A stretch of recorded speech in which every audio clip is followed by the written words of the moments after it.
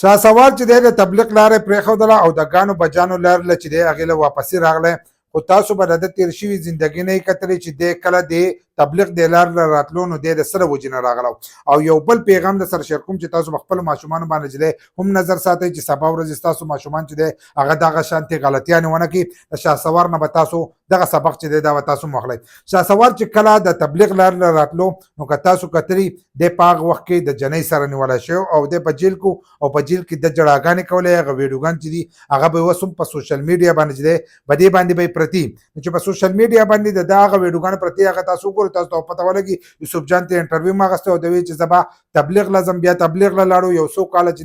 دی ورک و، بیا دوباره را پیدا شو، په مخه به یې فریادونه کول چې زما سره څوک مدد نه کوي. خو که تاسو وګورئ شهنشاه باچا چې دی هغه په خپل وخت کې هم دغه سندرې مندرې دا یو شی بل شی ویلی دی، هغه د دین لارې ته راغی نو هغه اوس هم په خپل ځای باندې ولاړ دی، ګیلکاري کوي، دیاړي مزدوري چې دی هغه به یې کوله، خو خپل کار چې دی هغه نه دی پرېښودی، د دین لاره چې ده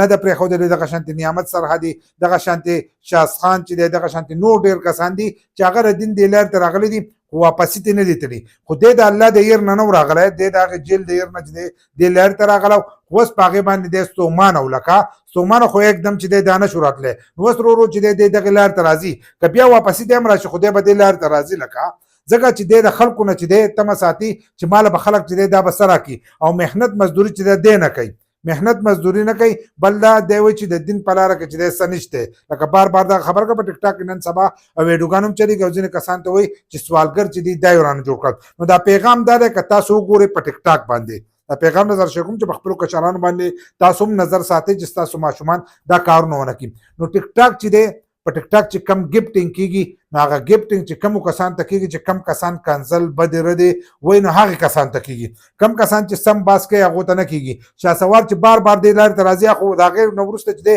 هم سوشل میډیا استعمالوله، خو چا ورته چې دی ګفټینګ هم نه کولو او دغه شانتې ارننګ چې دی دا هم نه کتل او ویډیوګان چې دی دا هم چا نه کتل. اوس چې کله هغه دغې لارې ته راغی نو ځینې کسان چې دی هغو ته کمنټس کوي چې الله په لاره کې چې دی وتلی وي او اوس واپسي ډمټوب ته راغلی، زه قسمه قسم کمنټس ورته کوي. نو تاسو له پکار دی چې هغه ته دا قسمه کمنټ چې دی دا نه کوئ، ځکه د دې سره د هغه ویډیوګان چې دی هغه مخکې ځي او هغه د دغې د وجې نه چې دی دې لارې ته راغلی چې ما ته خلک بدې ردې وایي او زما ویډیوګان چې دی دا مخکې ځي، ما ته خلک چې دی ګفټینګ کوي. کم کسان چې ګفټینګ کوي نو که تاسو کتلي په دې کې ډېر زیات چې دی ملحدین دي، په نوم پښتانه دي خو نور ملحدین دي، نو هغه د دې د وجې نه چې دی دغه خلک چې دی دا سپورټ کوي، دا خلک سپورټ کوي. نو تاسو به شهسوار اوس وینئ چې هغه به سپورټ کوي په دې باندې، نو هغه به چې په دې لاره کې خوند دی، ځکه دی خو د الله په امتحان کې اوس پیل شوی دی، دی به راځي چې لږ ګفټینګ ورته کېږي چې دی به چې دا لاره چې